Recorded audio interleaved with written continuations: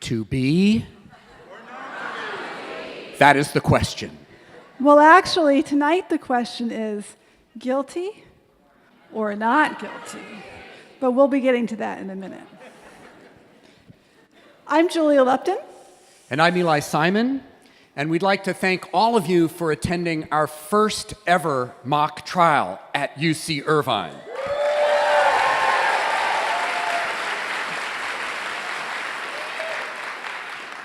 We'd like to thank Kirk Davis Jr. for his support of the UCI Shakespeare Center and his generous underwriting of this event. And we'd like to thank UCI Law for their generous support of this event as well. UCI Law.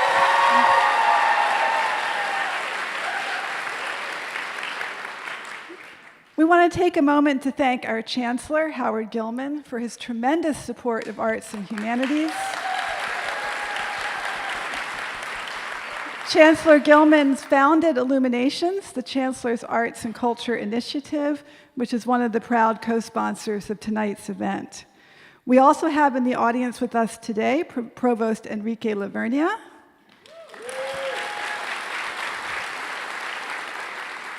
Vice Chancellor Thomas Parham. We're going to miss you, Tom. And Vice Provost Judy Steppen-Norris. And we'd like to take a moment to thank our deans, Stephen Barker, who's the Dean of the Claire Trevor School of the Arts, and Dean George Vandenabeel, Dean of Humanities. It takes a village, and our village is incredibly resourceful, creative, and talented. So thank you all very much for all of your support and for coming to the trial. And now, we'd like to take a moment to just talk through the story of Hamlet up to, not the whole story of Hamlet. No, just up to the stabbing of Polonius, because everything after that moment is not relevant to the trial. And we've really pared this down, so it goes very quickly. So when the play opens, Hamlet is depressed. He's home from college. He thought he was coming to his father's funeral, but it turns out it's his mother's remarriage to his uncle Claudius.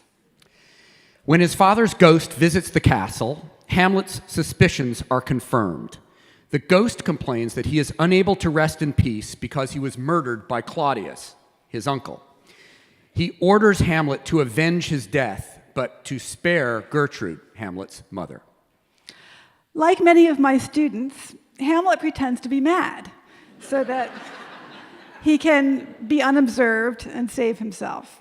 But he finds himself more confused than ever. Maybe the ghost is not actually a spirit, but sent by Satan to confuse him.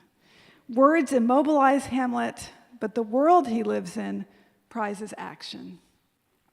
In order to test the ghost's sincerity, Hamlet enlists the help of a troupe of players who perform a play. It's called the Mouse Trap. Hamlet has added scenes that recreate the murder the ghost described. Claudius's reaction reveals the king to be conscience-stricken. So, here's how the death of Polonius, the counselor to the king, takes place. This is the crime that you will be adjudicating tonight. Hamlet confronts his mother in her bedroom. Polonius hides behind a curtain and listens in on the conversation. Gertrude cries out when Hamlet confronts her. Then Polonius cries out, and Hamlet stabs Polonius through the wall hanging. That's the There will be a test later. And now we're going to introduce you three distinguished actors who will be presenting the famous bedroom stabbing scene in question tonight prior to the trial. Are you up for this? Okay. So, we have Cynthia Bassam, who is the head of voice and speech at UCI Drama, and she will be playing Gertrude, Hamlet's mother. We also have Richard Brestoff, who's the head of our acting program here at UC Irvine, and he will be playing Polonius.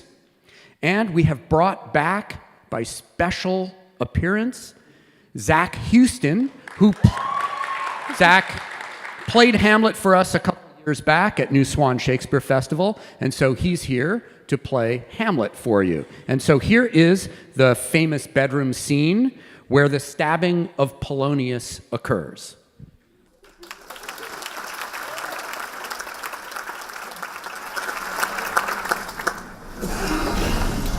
He will come straight. Look, you lay home to him. Tell him that his pranks have been too broad to bear with, and that your grace has stood between much heat and him. I'll staunchly leave him here. Pray you, be round with him. I'm worried. Hear me not. Withdraw. I hear him coming.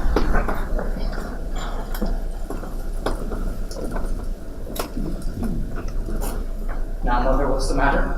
Hamlet, thou hast thy father much offended. Mother, you have my father much offended. Come, you answer with an idle tongue. Go, you question with a wicked tongue. Why, Hamlet, What's the matter now? have you forgot me? No, why rude, not so, you are the queen. Your husband's brother's wife, and what if it were not so, you are my mother. Nay, then I'll set those to you that can speak. Come, and sit you down, you shall not budge. You go not till I set you up with last, for you shall see the inmost part of you. But thou wilt not murder me. Help! How now? A rat? Dead for a ducat? I'm slain.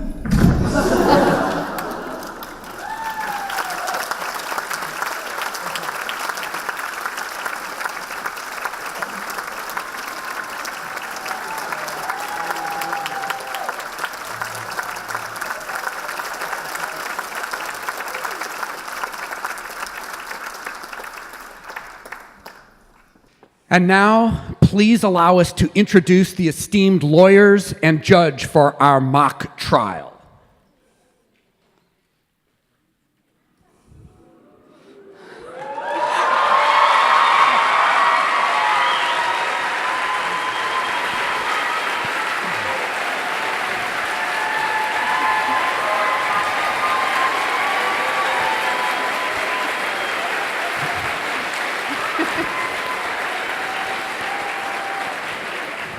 Song Richardson is Dean of Law at UC Irvine. Her research...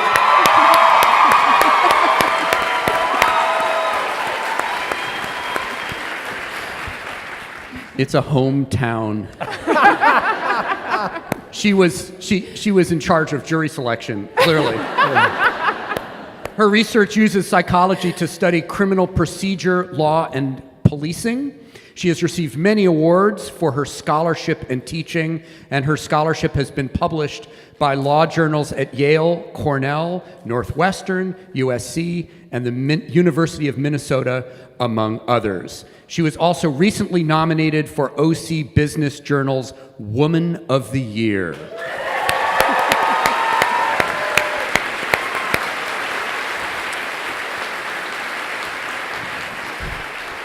But she has an able opponent.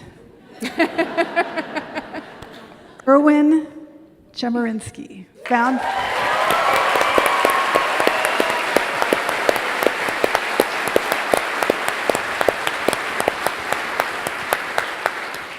You may have heard that Erwin was the founding dean of UCI's law school. You may also have heard that he is now dean and Jesse H. Choper Distinguished Professor of Law at Berkeley Law.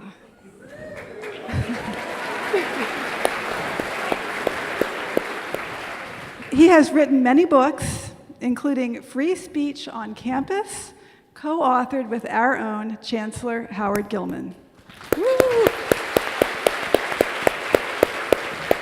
So we are thrilled to welcome Erwin back to UC Irvine.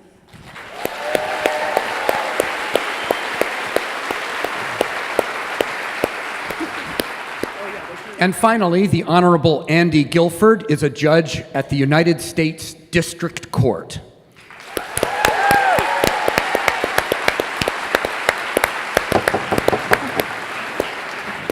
He has received many awards and recognitions and is a frequent contributor to the programs of UCI Law. He will be presiding over today's trial. And now, the Honorable Judge will give you, the jury, don't lose your cards, red and green, that you will be voting with later. He will be giving you instructions on how we will proceed tonight. Judge? Thank you, Mr. Bailiff. Ladies and gentlemen of the jury, all hundreds of you, counsel, I have in my hand an indictment from the Elsinore District accusing Mr. Hamlet of murder. We are here today to confront that issue. Before we get into that, though, let me say that at the conclusion of the argument, you will be asked to vote guilty or not guilty by passing your cards, either red or green, to the aisle. They will be collected and counted. While they're being counted, we'll see some other performance of Shakespearean acting. The red is not guilty. The green is guilty. There we go. Keep that in mind. Green for guilty. Now, before we get into this, I have a troubling issue to address with defense counsel. As I walked in here, I saw a lot of protest signs saying not guilty. Yes, Your Are Honor. you responsible in any way for that? I am not, Your Honor, although what I say is, let the people speak.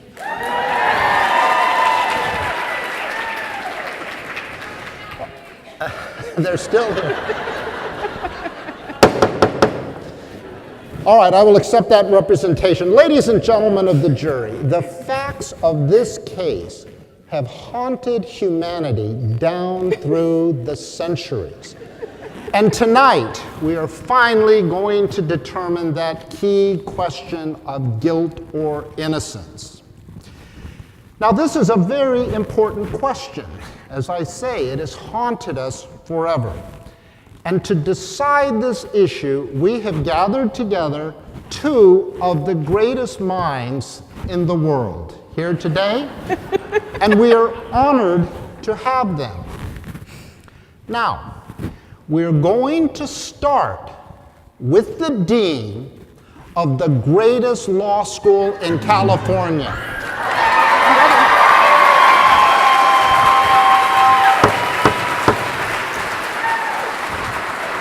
Excuse me. Dean Chemerinsky, have you anything to say about that? May I begin? I guess we'll leave this question over the greatest school for another trial. Perhaps I can preside over it. I might put UCLA into the mix. But for now, we will proceed in the ordinary fashion with the prosecutor speaking, the defense speaking, back to the prosecutor, and the defense to close. Dean Chemerinsky, it is your turn to strut and fret yourself upon this stage.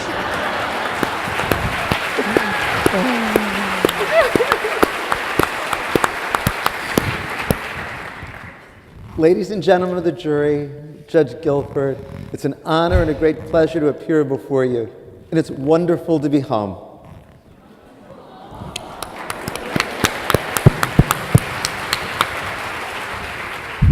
It's also very special to do this with my dear friend and esteemed colleague, Song Richardson.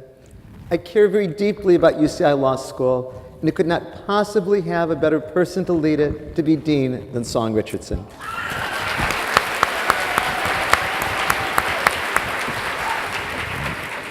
But alas, ladies and gentlemen of the jury, tonight, Song is simply wrong. Her client, Hamlet, the Prince of Denmark, deliberately took the life of another. That is first-degree murder. Ladies and gentlemen of the jury, guilty or not guilty? That is the question. It is a question that has a clear answer.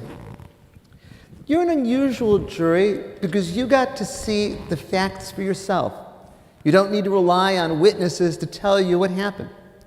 You saw Hamlet say he was going to kill and then thrust his knife through the curtain and kill. Imagine he had a gun and he saw someone behind the curtain and said, "I'm going to kill you," and fired the gun at that person. Wouldn't any jury in the world, whether in 16th century England or 21st century Orange County, say that's guilty of first-degree murder? The fact that he did this with a sharp sword, a sword that was able to instantly kill, is no different than if there had been a gun. Ladies and gentlemen of the jury, Judge Guilford is going to instruct you on the law that you must follow. And he's going to tell you that in order to find Hamlet guilty of murder, you must find three elements to be present. First, that Hamlet killed Polonius. Second, that he did so deliberately. And third, that he did so with premeditation. As you look at the facts in the record before you, as you think of what you observed tonight, it's clear that these three elements are met. The first, of course, is not in dispute. Hamlet killed Polonius. What about the second element? Was it done deliberately? Was there the intent to kill? In the law, we say that a person intends the foreseeable consequences of his or her action. When Hamlet heard Polonius behind the curtain and then thrust his knife through it into Polonius, it's clear it was a deliberate act. He knew what the consequences would be. But if you have the slightest doubt about Hamlet's intent here, look at the record that you were given. And it is important to note that the document that I understand came with your program is appropriately titled The Record. That means the only facts that are relevant for you are those that are contained in this statement. Anything else is just argument of counsel. And the record, and you saw this reenacted, has Polonius saying, "What? Ho, help, help, help." Hamlet then says, "How now a rat? Dead. Dead for a ducat dead." And then he thrusts his knife through the curtain. In other words, he said, "I'm going to kill you." And then he did. What clearer evidence could there be of deliberate intent to kill? The third element you must find is premeditation. And this is one that's often misunderstood. Premeditation does not require that there be advanced planning. In fact, let me read to you the same language that Judge Guilford will use in instructing you. He will tell you, and these are the words of the law, the defendant acted with premeditation if he decided to kill before completing the act that caused the death. The defendant acted with premeditation if he decided to kill before completing the act that caused the death. The length of time the person spends considering whether to kill does not alone determine whether the killing is deliberate and premeditated. A cold, calculated decision to kill can be reached quickly. Here, too, the record shows you premeditation. For Hamlet announced that he was going to kill Polonius. Dead, he said, and then he thrust the knife. That's enough for premeditation. So there's no doubt that what you have here is Hamlet killing Polonius, doing so deliberately. Is there any doubt of his Polonius intent? Sorry, I couldn't resist. And doing so with premeditation. Motive doesn't matter, but motive certainly can shed light on the fact that it was done intentionally and it was done with premeditation. You heard the story described before you, even though it's not formally a part of the record, that Hamlet wanted to avenge his father's death. Hamlet had been told by the ghost that his father had been murdered. Poison had been poured in his ear by his uncle Claudius. Hamlet staged a play where there was a murder with poison to see what Claudius' reaction would be. Claudius quickly got up, obviously embarrassed by it. Hamlet was deeply agitated, committed to avenging his father's death, and he did so at the first opportunity, thrusting his sword into Polonius, ending Polonius' life. This is such a clear case of first-degree murder. I tried to think about what might Song argue to you by way of defense. One thing she might argue is the statute of limitations.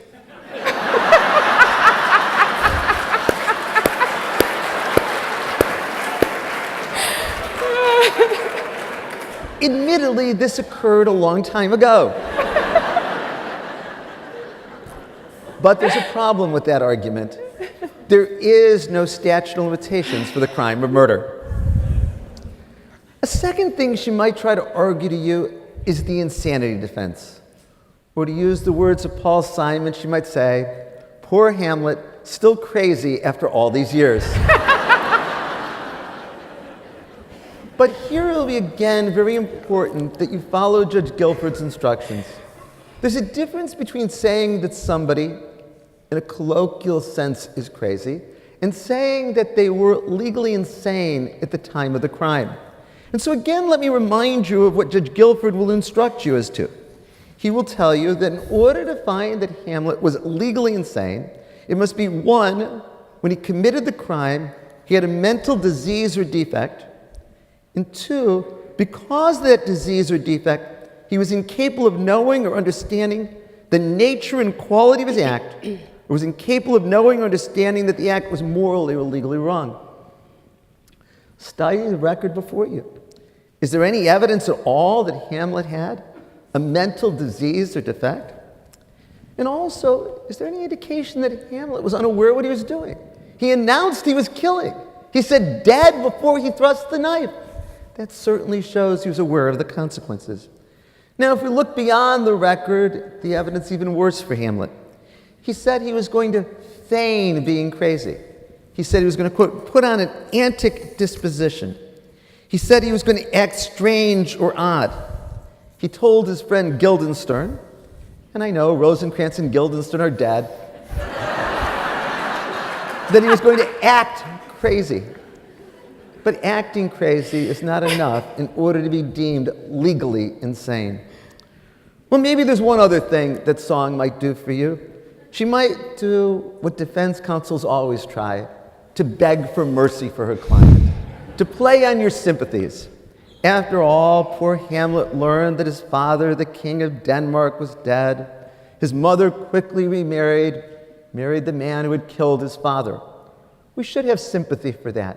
That's why the people of the state of California are not seeking the death penalty in this case.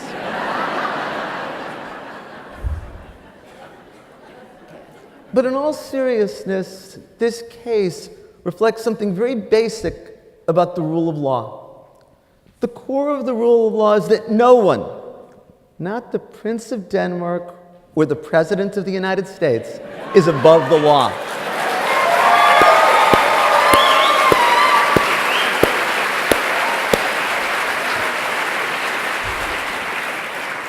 It's your responsibility as jurors tonight to uphold the rule of law, to hold Hamlet accountable for his actions. And that then means you need to find him guilty of murder in the first degree. Thank you.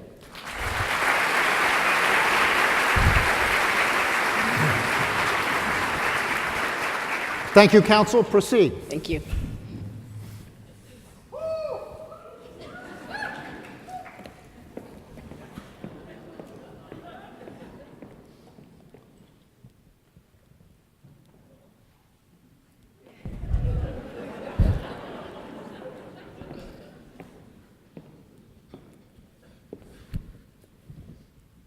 Ladies and gentlemen, Hamlet is a bookworm.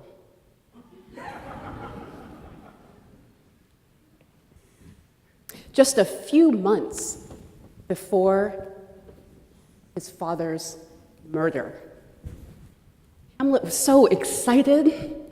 He was so excited to be leaving his home in Denmark for the first time. He was headed off to college, to Wittenberg College in Germany, and he was excited about meeting new people, making new friends, enjoying new experiences, but most of all, he was excited to begin his studies. because Hamlet loved the life of the mind. When he was at the castle, you could often see him walking down the hallways with his head buried in a book. And his father, the king, would make fun of him. Other people at court would say, "Hamlet, stop reading." Because Hamlet was a bookworm. And he was going to go off to college and make his father, the king, proud.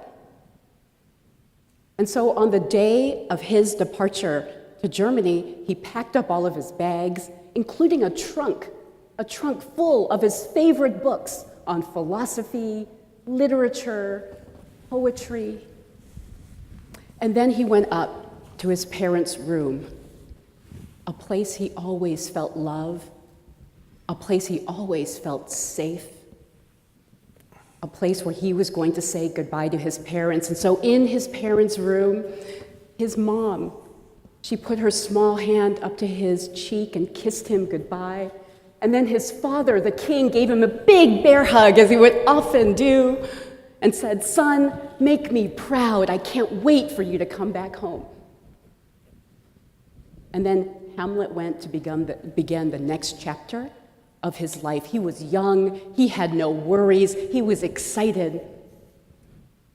What he didn't know, what no one knew, is that was the last time he would see his father alive.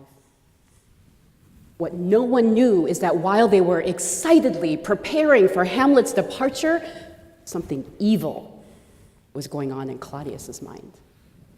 Claudius, Hamlet's uncle. Claudius, Hamlet's uncle, was thinking every conversation, with every joke, with every intimacy he shared with his brother, the king, he was thinking to himself, "How can I kill you? When can I kill you? How can I take your wife and become king?" So Hamlet is off at college, and then he receives a letter from home, and he's so excited because he thinks, maybe it's from my girlfriend, Ophelia. And then he sees his mother's handwriting on that letter, and he's still happy because he's going to get some news from home because he misses his family. So he rips that letter open and he begins to read, and his whole world shatters. "Dear Hamlet, come home right away. Your father is dead from a snake bite." What Hamlet didn't know at the time was that that snake was his uncle. Hamlet was not prepared for the news of his parents' death. Who is ever prepared to learn about the sudden death of a parent? Not Hamlet. What Hamlet didn't realize, though, is that his uncle Claudius was a devious rat, a venomous snake, a cold-blooded killer. And what Hamlet didn't realize was that his nightmare was just beginning. So when Hamlet gets back to the castle, his whole life is broken. The place where he'd always experienced warmth and safety and love was gone. He would walk down the hallways thinking about his father, realizing he'd never see his father again.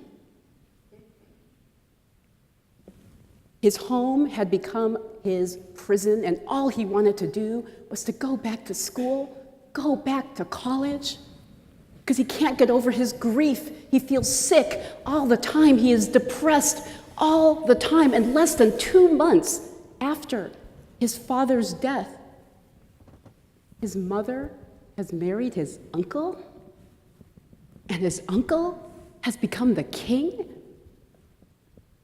Hamlet can't get over his grief. He just wants to go back to college, but before he can go, his best friend, Horatio, says, "You can't go, Hamlet.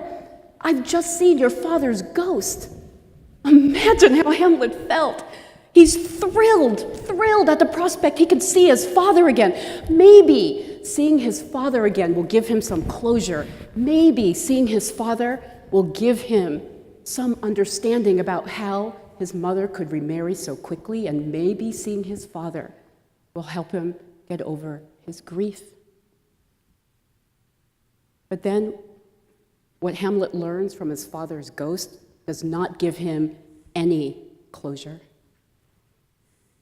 Instead, what he learned is that his uncle Claudius is a snake, a cold-blooded killer.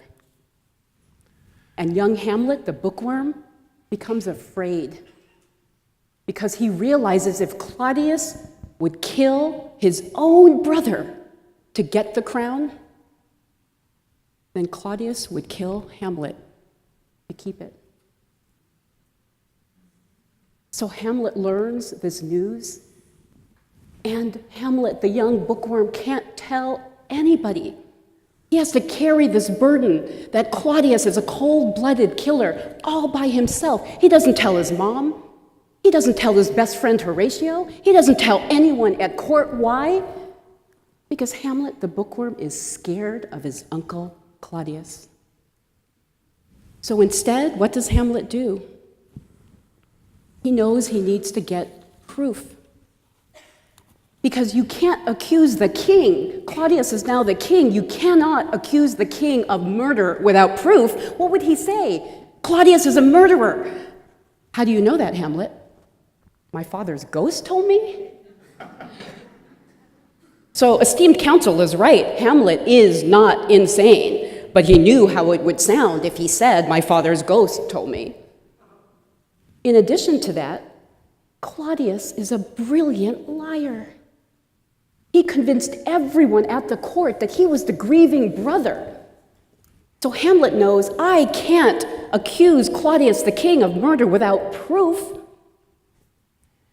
But he also knows Claudius cannot know that Hamlet suspects him because Claudius killed his own brother to get the crown. Hamlet knew he would kill Hamlet to keep it. So Hamlet swore everyone to secrecy about even seeing his father's ghost. And then he pretended to be mad in order to get proof. Over the next 2 months, the reality of just how sneaky and just how treacherous his uncle Claudius is sets in. And what Hamlet realizes over the course of the next 2 months is just how dangerous his uncle is, because what Hamlet realizes is that for days, months, years perhaps, what Claudius had been thinking every time he made eye contact with his brother, the king, was, how can I get away with murder? And then what Hamlet realizes is all of this time, what is Claudius doing? He's thinking about, how can I kill my brother? He thinks about some ways to kill his brother, dismisses others, and then he settles on poison. And he thinks to himself, should I kill him with this poison, this one, or this one? And then finally, he finds the perfect poison to kill his own brother.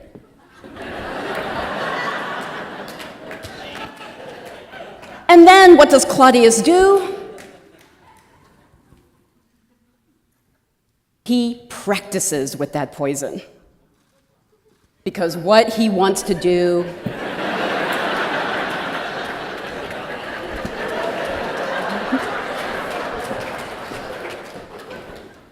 that water. That feels terrible, right? That feels terrible. So here. Thank you.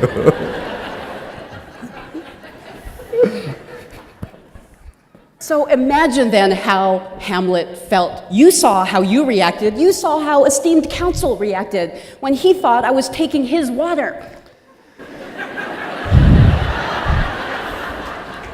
So imagine how Hamlet felt, because Hamlet realizes this is what his uncle Claudius does. And then, what does Claudius the snake do? He stalks his brother. Like a rat, he hides behind curtains. Like a rat, he peeks around corners. Like a rat, he sneaks up on his brother, the king, hoping he can find the opportunity to kill him, and then the opportunity presents itself because he sees King Hamlet, his brother, taking a nap out in the sun. And instead of thinking what other brothers would think, I just want you to rest. The job of being king is difficult. What does Claudius think? This is the perfect time to kill my brother. So that poison that he's been carrying around with him, close to his body, waiting for that opportunity, finally presents itself. And so he slithers up to his brother. He takes that poison and he puts it down his brother's ear, and then he hopes and he prays that his brother will die. And all of this is what Hamlet realizes for those 2 months after his father's death. Hamlet also realizes that he is a bookworm. He's not even good at fencing, right? He's never killed anyone before. But he knows that King Claudius is a battle-hardened veteran who's killed before, is a cold-hearted, treacherous killer. But young Hamlet, he could have then just run away, but he doesn't. He wants to get proof because he owes it to his country, he owes it to his mother, he owes it to all the people who live in that castle. So despite being afraid every single day of his uncle Claudius, he doesn't run away. He stays so he can get some proof. So does Claudius want to avenge his father's death? Of course he does, wouldn't you? If you loved, cherished, and obeyed your father, and then your father's ghost says to you, "Avenge my death," what young kid, what young bookworm wouldn't say, "Yes, father"? But here's the thing, actions speak louder than words. And for 2 months, young Hamlet the bookworm can't do it. He just can't do it. He doesn't lie in wait for Claudius. He doesn't investigate poisons for Claudius. He doesn't sneak around and follow Claudius waiting to kill him. He doesn't lift a finger. Not once. Instead, Hamlet would rather hurt himself than hurt Claudius the snake. He contemplates suicide, to be or not to be. That is the question he asks. He recognizes that his conscience has made him a coward. He even goes so far as to say, "That wasn't my father's ghost, that was the devil." Hamlet can't do it because Hamlet is a young college kid. He is a bookworm. He is not a cold-blooded killer. That's who Claudius is. He's just a young kid living in a nightmare.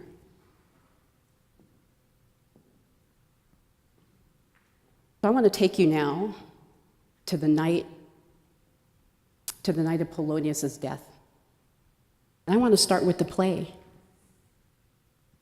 Hamlet is pretending to be mad because he needs proof.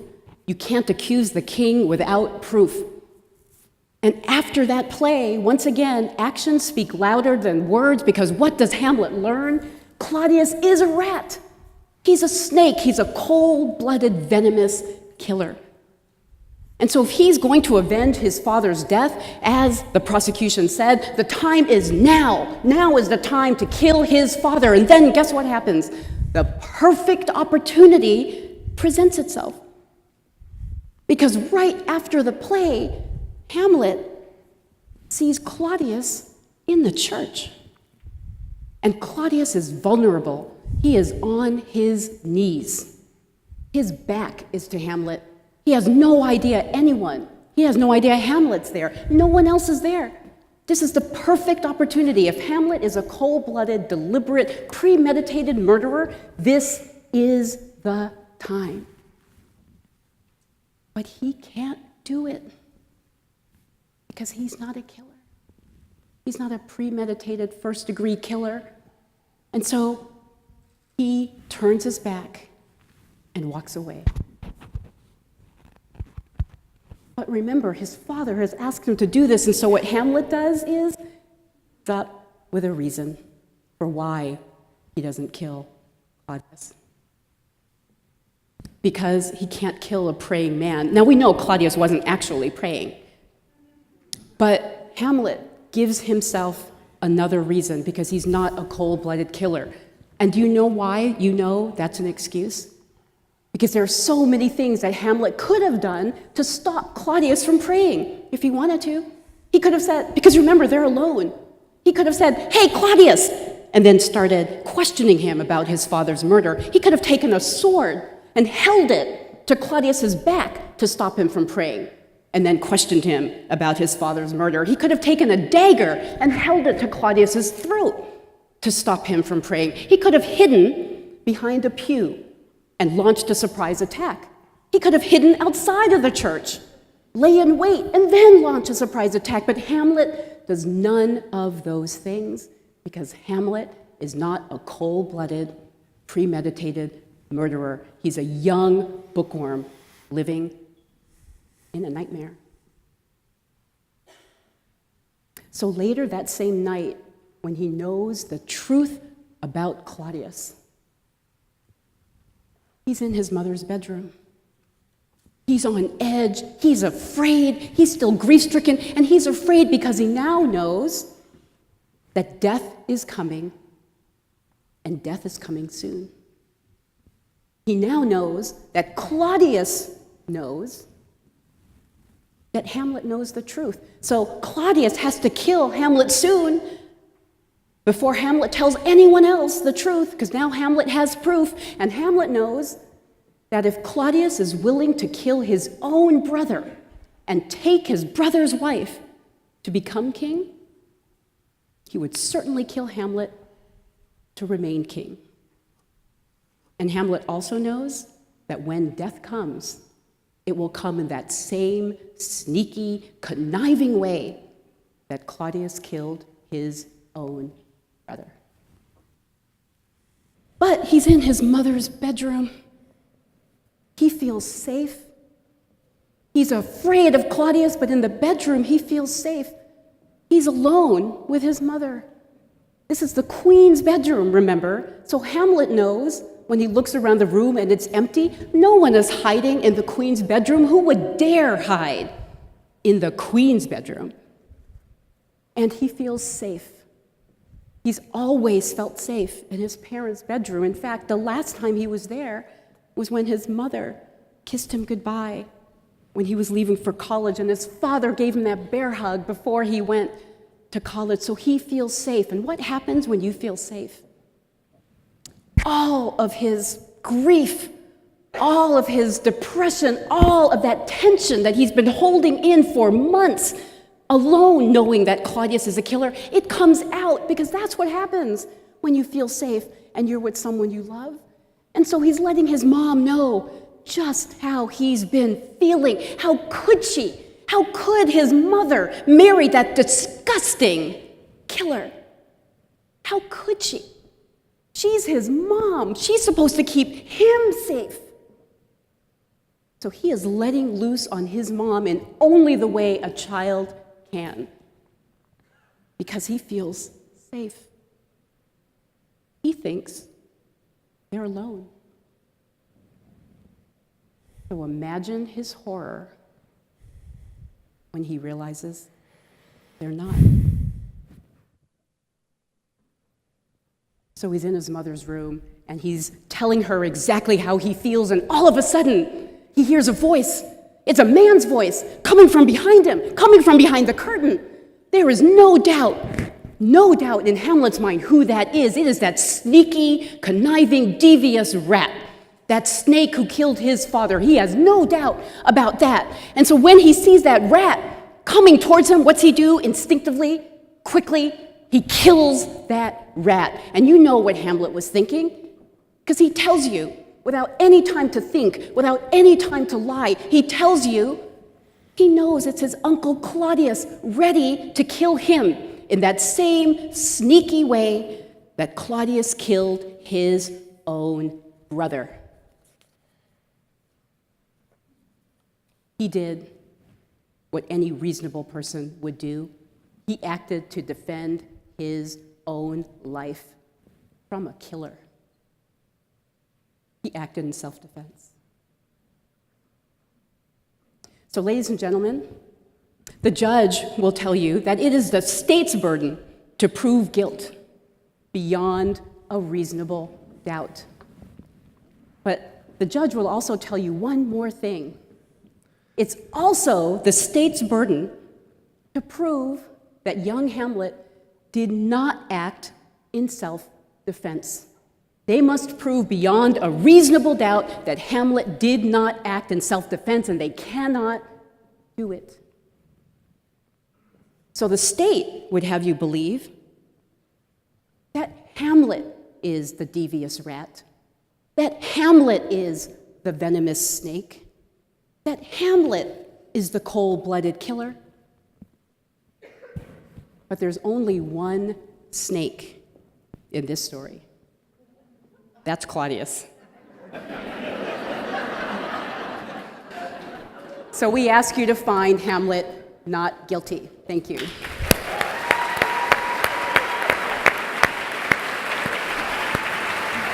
Thank you. Thank you, counsel. Thank you, counsel. I can only say, oops. Counsel, I can only say zot. Now, Dean Chemerinsky, go Bears. Now that was some performance. I will not quote Shakespeare's language, "Get thee to a nunnery." Far too sexist for 2018. But oh my. Ladies and gentlemen of the jury, in any trial, the jury is confined to the facts before it, the record. You have to decide whether to convict Hamlet of first-degree murder based solely on that which is titled the record. What was so astounding about Song's performance is that almost none of it had anything to do with the record that was before you. It's also interesting that she decided that what she wants to do is put Claudius on trial. Now, there's many problems with that. There's nothing in the record about Claudius and what he did. If Claudius were on trial, you have to think about what's the evidence that shows that he committed murder? So far, you've only heard a couple of things. A ghost told Hamlet that Claudius committed murder, and Claudius got up suddenly from a play. And that may be because he had to go to the bathroom, something he didn't agree with him. But no jury would find that that evidence is sufficient to convict Claudius. Now, what Song also wants to tell you is that Hamlet, in the desire to avenge his father's death, thought that he was killing Claudius. Not true, that's right. Because again, go back to the record. It's Polonius who says, what, ho, help, help, help. There's every reason to believe that Hamlet would recognize Polonius' voice. In fact, Hamlet knew where Claudius was, and it wasn't likely behind that curtain. But maybe Song is right, that what Hamlet was trying to do was kill Claudius. It doesn't matter then that it was actually Polonius in terms of the law, because still there's a deliberate intent to kill. One of the leading treatises on criminal law says, in terms of willfulness, first-degree murders must have the specific intent to end a human life. And of course, Hamlet said he was killing it. Dead, he said, before thrusting the knife. He says, this intent does not necessarily have to correspond to the actual victim. A murder in which the killer intends to kill, but kills the wrong person or a random person would still constitute first-degree murder. Ladies and gentlemen of the jury, you're going to be instructed by Judge Guilford that you need to find three things in order to conclude that there's first-degree murder. First, that Hamlet killed Polonius. That is not in dispute. Second, that it was a deliberate act. It was done with the intent to kill. And third, there was premeditation. And I explained to you that doesn't require advanced planning at all. I think you find all of these elements, again, looking at the only evidence before you, the record. And once more, you should focus on Hamlet. Drawing his sword says, "How now a rat, dead for a ducat, dead." And then he makes the pass through with the sword. He expressed his intent to kill. He expressed what's necessary for premeditation. That then establishes first-degree murder. So what are the arguments that Song made? I'm pleased she didn't argue the statute of limitations. She admitted she's not arguing an insanity defense. She says it wasn't that Hamlet was legally insane at the time of the action. But I must tell you, I was surprised that she decided to focus her entire defense on self-defense. That Hamlet felt so in danger by Claudius that Hamlet felt that he had to kill Claudius. Well, here too, you as jurors need to follow the law. You shall be instructed concerning it by Judge Guilford. Let me read to you what Judge Guilford will with regard to self-defense. It says, the defendant acted in lawful self-defense or defense of another if all three of these must be present. First, the defendant reasonably believed that he or someone else was in imminent danger of being killed or suffering great bodily harm. Second, the defendant reasonably believed that the immediate use of deadly force was necessary to defend against that danger. And three, the defendant used no more force than was reasonably necessary to defend against that danger. Then Judge Guilford will read to you, and you should listen carefully. Belief in future harm is not sufficient, no matter how great or how likely the harm is believed to be. The defendant must have believed there was imminent danger of death or great bodily injury to himself or someone else. The defendant must be reasonable and be asking only because of that belief. Of course, Song tells you Hamlet acted to avenge his father's death. There's no reason for Hamlet at that moment to fear his life was in imminent danger. Perhaps he had some future fear with regard to Claudius, but that didn't justify taking the law into his own hands. What's so troubling about the defense that Song presents to you is it basically justifies being a vigilante. It says that Hamlet was so upset over his father's death that Hamlet on his own would be the judge and the jury and decide for himself that Claudius was responsible and act to kill Claudius. The law doesn't let people be the judge and the jury for themselves. The law doesn't let people take the law into their own hands in this way. Song's argument was largely about being sympathetic to Hamlet, and we should have sympathy for him, but that doesn't excuse his crime. Remember, as I said to you earlier, no one, not even the Prince of Denmark, is above the law, and it's your responsibility as jurors to enforce that law, and the way to do that is to find Hamlet guilty of first-degree murder.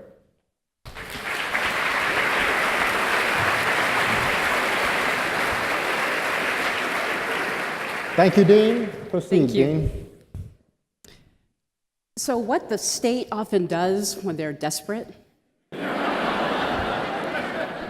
is to insult.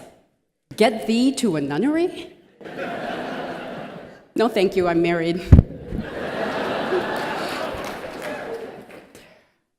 And let's talk about the record for a moment. The record is everything that happened in this play until the death of Polonius. That's the record.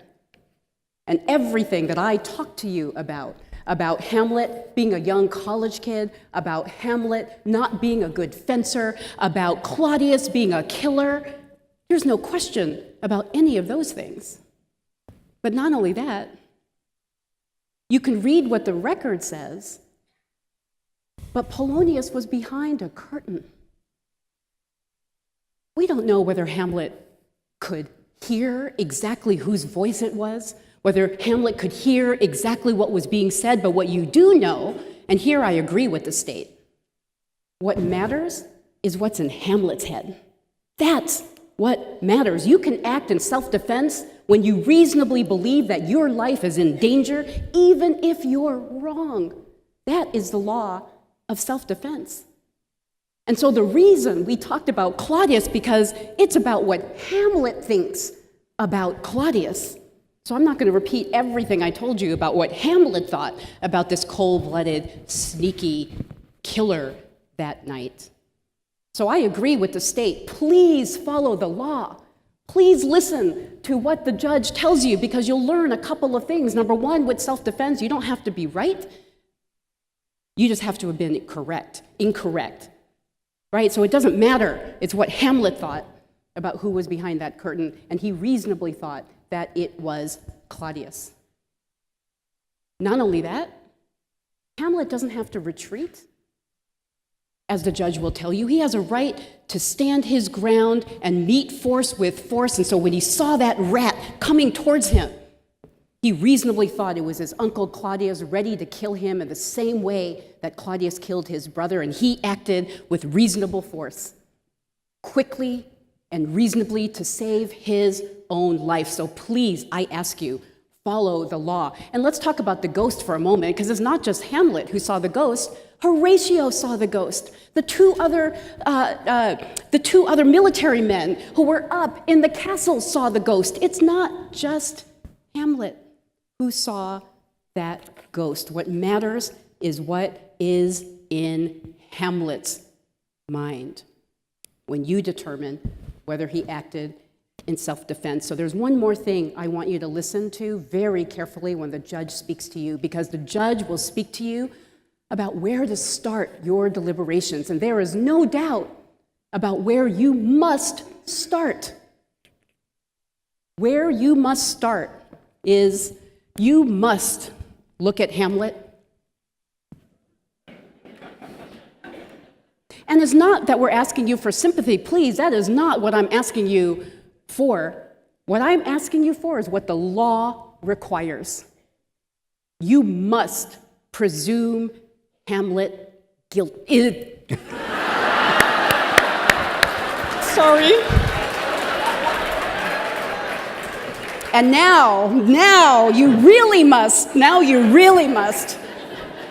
Now you really must presume Hamlet innocent.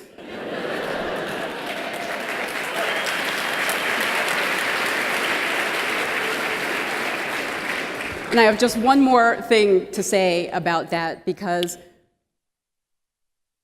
proof beyond a reasonable doubt is the highest standard that exists in our country. So you must presume Hamlet innocent, and then you must look at every piece of evidence that was presented to you today and ask yourself, based on that piece of evidence, has the state overcome their very heavy burden? Have they overcome their burden of showing that Hamlet did not act in self-defense beyond a reasonable doubt? Because that is their burden. So if you're in equipoise, if you're not sure, if it can go either way, then Hamlet is not guilty. That's what proof beyond a reasonable doubt means. That's what the presumption of innocence means, because the presumption of innocence protects the innocent. And what the late Thurgood Marshall said, and I can't say it better than him, and so I'm going to end with this quote. The shortcuts that we take with those we presume to be guilty harms not only the innocent, but ourselves. Thank you.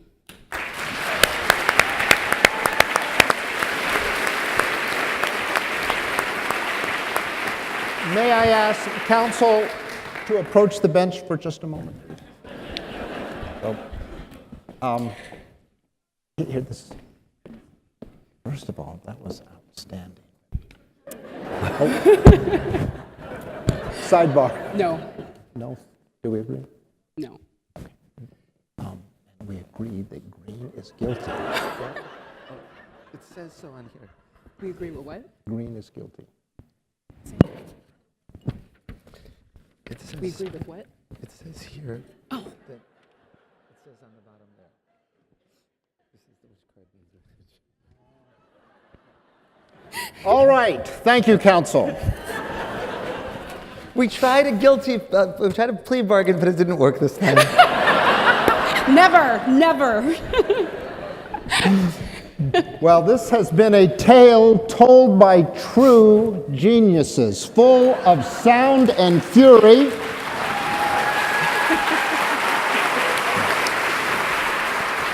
Signifying what you are about to tell us. Now, folks, I stand corrected. The dean points out that verdict is guilty is the red card. Okay? Guilty is the red card, not guilty is the green card. So remember that, and now I'm going to read from the jury instructions. You will then pass in your red cards for guilty and your green cards for not guilty. While they are counted, we will see some more performances. First, I will begin with reasonable doubt. A defendant in a criminal case is presumed to be innocent.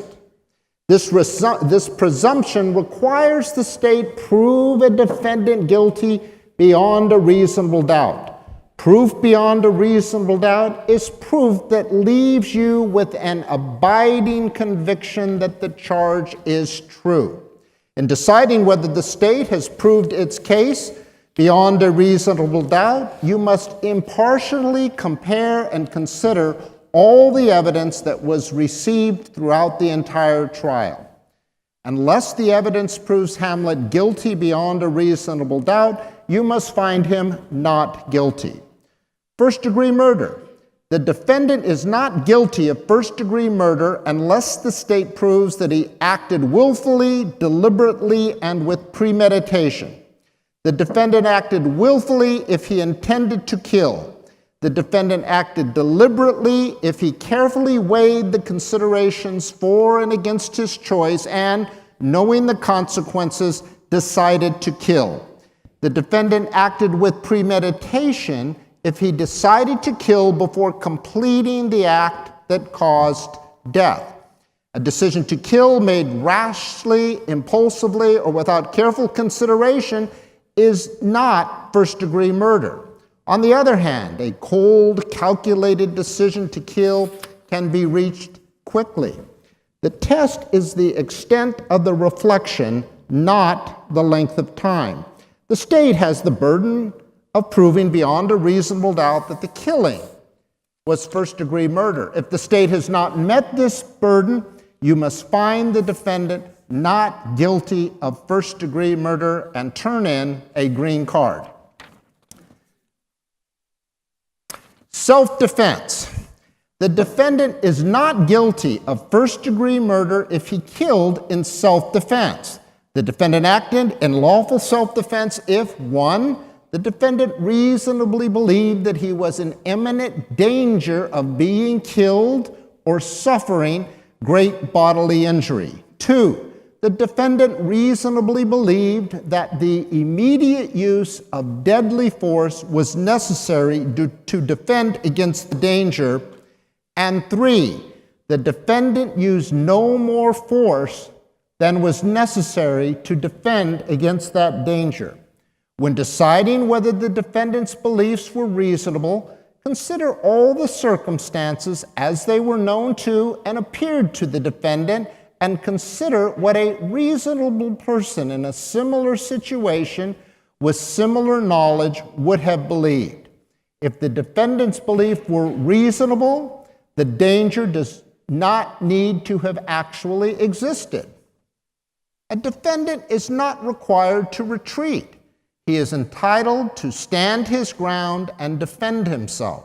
This is so even if safety could have been achieved by retreating.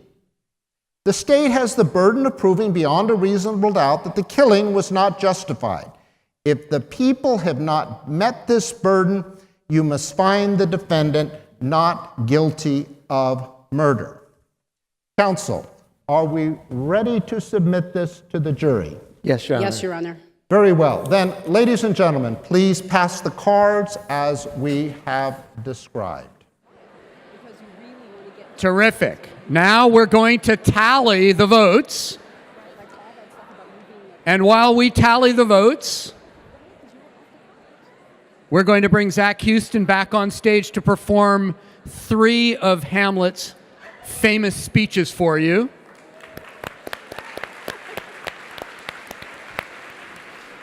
Zach? So this first piece is from Act 1, Scene 2.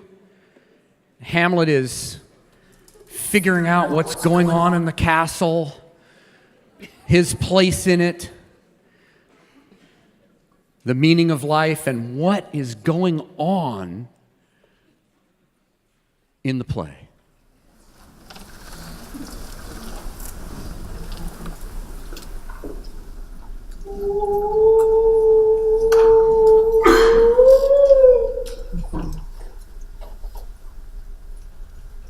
That this too solid flesh would melt, thaw, and resolve itself into a dew?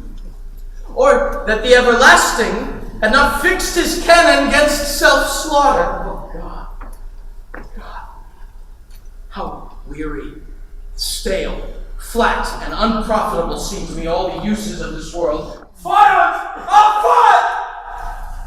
'Tis an unweeded garden that grows to seed. Things rank and gross in nature possess it merely, that it should come to this. But 2 months dead, nay, not so much, not 2. So excellent a king that was to this Hyperion to a satyr. So loving to my mother that he might not beteem the winds of heaven visit her face too roughly. Heaven and earth must I remember when she would hang on him, as if increase of appetite had grown by what it fed on, and yet within a month, let me not think on't. Frailty thy name is woman! A little month. Or ere those shoes were old, with which she followed my poor father's body, like Niobe, all tears, why she, even she, oh God, a beast that once discourse of reason would have mourned longer, married with my uncle, my father's brother, yet no more like my father than I to Hercules. Within a month, ere yet the salt of most unrighteous tears had left the flushing in her galled eyes, she married? Oh, most wicked speed, to post with such dexterity to incestuous sheets. It is not, nor cannot come to good. But break my heart, for I must hold my tongue.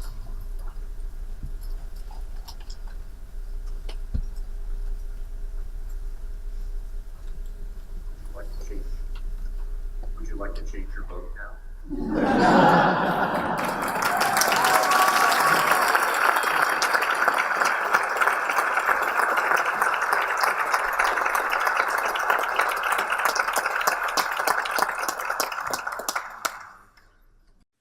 This next piece is the most famous soliloquy in the Shakespearean canon. It takes place in Act 3, Scene 1.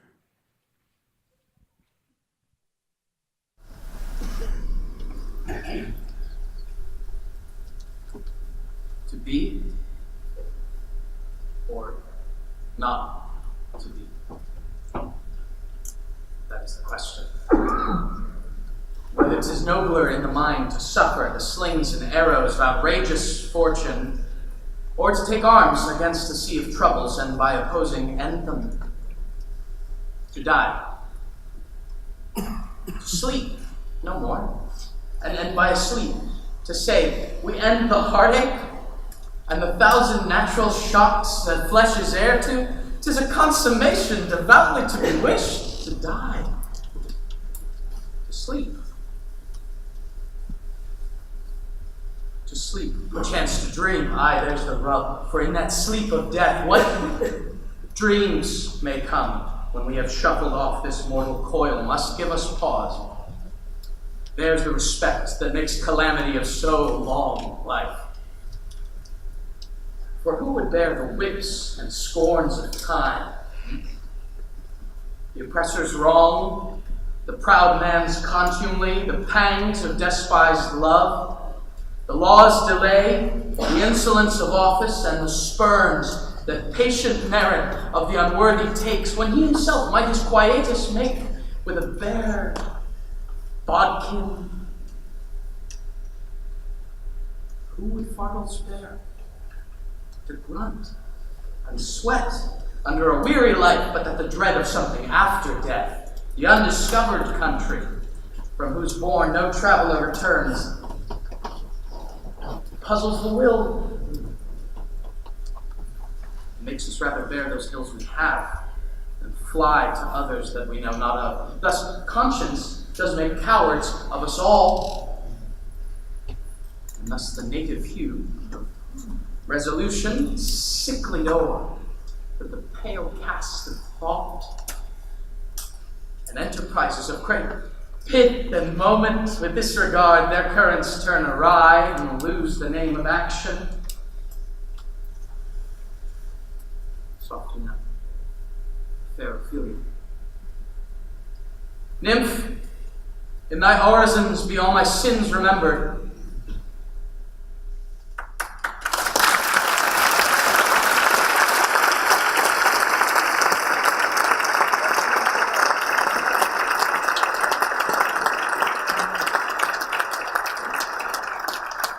This last speech takes place in Act 5, and it's in the graveyard.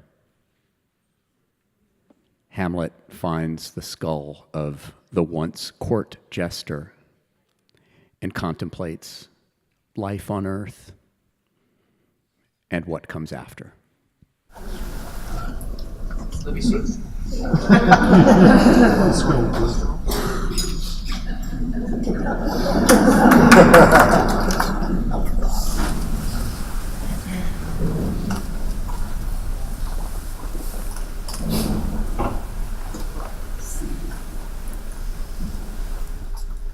Alas, poor Yorick. I knew him, Horatio, a fellow of infinite jest and most excellent fancy. He hath bore me on his back 1,000 times. Now how abhorred in my imagination it is, my gorge rises at it. Here hung those lips that I have kissed I know not how oft. Where be your jibes now? Your gambols, your songs, your flashes of merriment that will want to set the table on a roar? Not one now to mock your own grinning. White chap fallen. And now, get you to my lady's table and tell her to paint an inch thick. To this favor she must come. Make her laugh at that.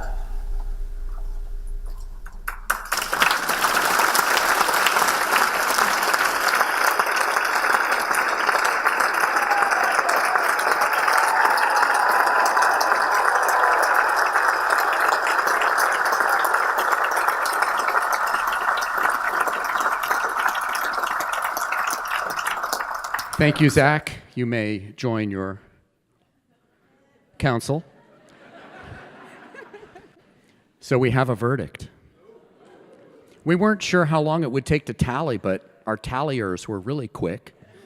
So we're going to forego our interview with Zach. Mr. But Bailiff, the judge. You do have the verdict? I do. Before you read it, we'll have the defendant stand with his counsel. And please read it. I'm to read it? Yes. Do you want to read it? I'm going to let Julia read it. Thank you, Eli. This is very close. The defendant is not guilty. Now let me tell you the numbers. Because this was a very, very close, it was 327 to 310. So we'd like to thank our esteemed lawyers one more time. And our judge, Judge Guilford. And Zach Houston. Come down stage. And Cynthia and Richard, are you here for a bow?